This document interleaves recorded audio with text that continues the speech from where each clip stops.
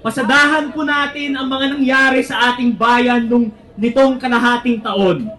Noong ika-23 ng Nobyembre, nagwala si VP Sara sa investigasyon sa kanyang confidential and intelligence funds at nagbaba siya ng mga grave threat. Noong ika-2 ng Disyembre, ihinain ng taong bayan ang unang impeachment complaint laban kay VP Sara. Sinundan ito ng 2 pang complaint na mamamayan din ang naghain.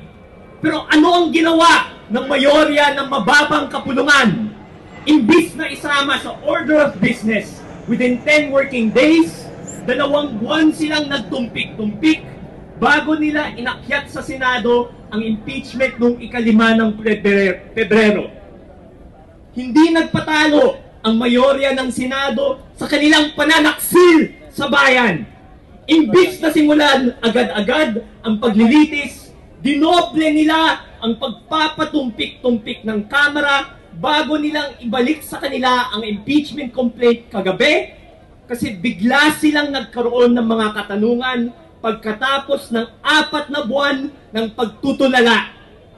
Sa gitna ng lahat, meron tayong isang presidenteng walang ginawa kundi magtago sa likod ng kanyang anak.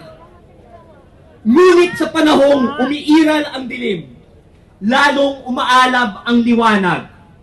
Noong 2024, hinarangan natin ang patagong charter change ni Speaker Martin Romualdez. Dahil sa kasong ihinain ng ating mga kasama sa Magdalo, nasa ICC na ang berdugong si Rodrigo Duterte mula noong Marso.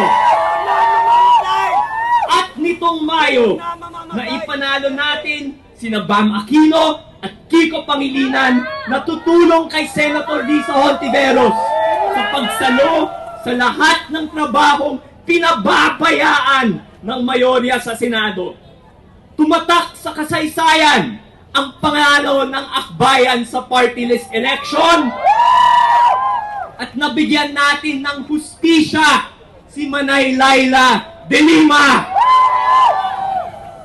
Mga kasama, nakikita natin sa impeachment ang huling bahagi ng sarswelang laban ng kadiliman at kasamaan. Tuloy po ang totoong laban. Sa isang panig, ang mga trapong walang pinaninindigan, kundi ang pansariling interes. At sa kabila naman, ang hanay natin. Ang oposisyong tapat sa demokrasya, sa konstitusyon, at sa taong bayan. Maging malinaw po tayo. Tayo pa rin ang dehado sa labang ito. Never naman yan nagbago. Pero nasa atin ang momentum.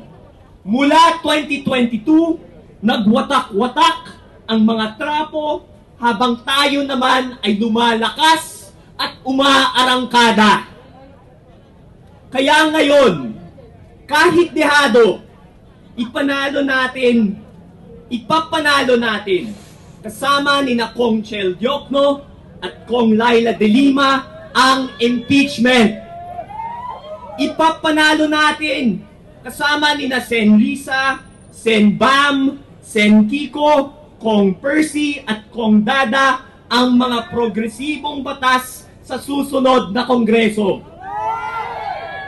At sa 2028, gagantihan natin ang lahat ng mga politikong taksil sa taong bayan. Ipanalo natin ang konstitusyon, ipanalo natin ang taong bayan, ipanalo natin to! Maraming salamat po.